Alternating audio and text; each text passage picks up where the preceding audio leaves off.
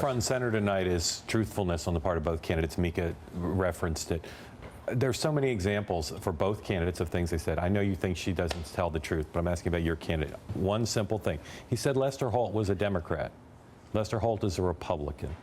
How could he say such a thing that's just black and white, factually incorrect? I don't know that he knew what Lester Holt's voter registration was. But he asserted, without knowing that, he asserted he was a Democrat. And I said yesterday on This Week with George Stephanopoulos that I think Lester Holt's a great selection for a moderator. But here's the thing. What we don't like is the following. What we don't like is the following. Okay, what we don't like is, and first of all, if you're going to tell me that the media are not overly populated with Democrats, that's just empirically false. I'm asking you about a very specific thing. Well, he made a factual claim about the moderator who deserves the right to be treated fairly, and it was just wrong. And it's a metaphor for his frequently in public stating things with no basis. I think it's a terrible and irrelevant example, respectfully, and here's why. We were appalled at the treatment of NBC News' Matt Lauer after the Commander-in-Chief forum. We thought, and I said it, Mr. Trump has said it many times, Matt Lauer did not deserve the treatment and the blowback that he received. We thought he did a great job. Matt Lauer didn't set up Hillary Clinton's private server in a closet. Matt Lauer didn't vote for the war in Iraq. He was like a filibuster. What I asked you. I'm asking you how someone who's running for president can assert on the eve of the debate that the moderator's a Democrat, which is factually incorrect. How can he do that? I think what Donald Trump was trying to convey is that the media are filled, writ large, the media are filled with people. Not what he said, though. He said he's a Democrat. Should he have asked him his voter registration?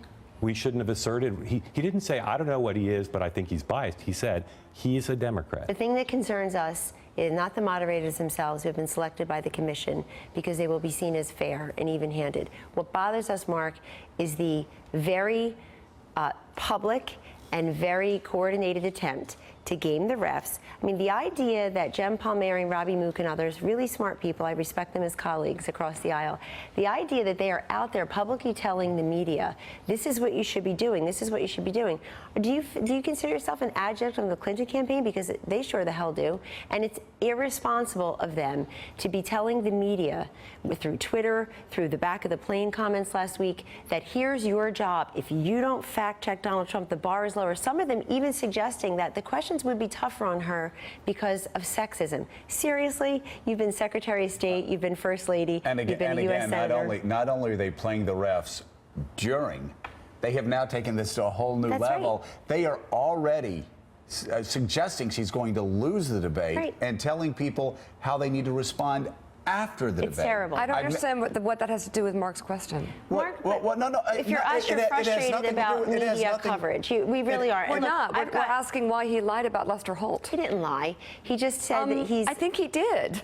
Mika, a lie would mean that he knew the man's party registration. By the way, we're very comfortable.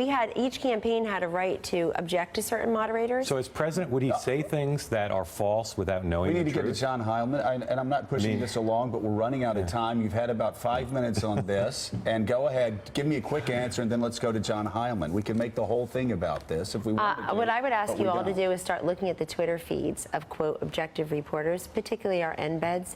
These are not profiles in courage, and this is not journalism.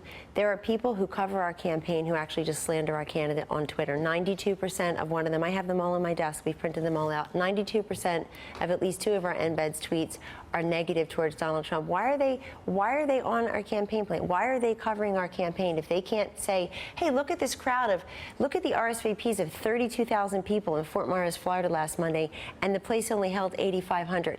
Hey, look at the rise in the polls. They have none of the polling stories that you're covering responsibly on your show. So, excuse the Trump campaign if we feel like we can't get a fair shake from certain people.